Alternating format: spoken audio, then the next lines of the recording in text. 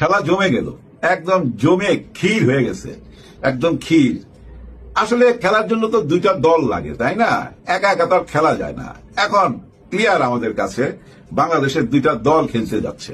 একটা দলের নাম ইসলামিক ঐক্য জোট, আরেকটা দলের নাম বিএনপি ঐক্য জোট। আজকে চরমোনাই পীর সাহেবের এখানে তো দেখছেন কি হয়েছে, জনসমুদ্র জনসমুদ্র, সব দলের লোকই আসছে ভাই, কিন্তু দাওয়াত করে নাই বিএনপি কে। হ্যাঁ, বিএনপি কে দাওয়াত করে নাই।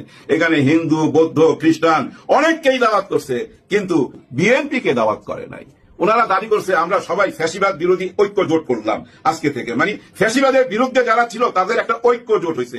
এখানে ভাই সার্জিসও ছিল, এই যে নূরও গেছে। নূরকে নিয়ে আপনারা অনেক কথা বলতে পারেন, যত কথাই বলেন না কেন, তার তো ভুলটা সে বুঝতে পারছে, ভুল পথে চলে গেছিল।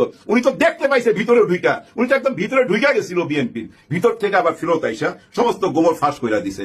আজকে দেখেন উনি চরমোনাই পীর সাহেবের মঞ্চে হাত পাখা নিয়ে ওইখানে দাঁড়ায় আছে। কেন? কারণ উনি বুঝতে পারছে দেশের জন্য কিছু করতে চায় ওনার মন।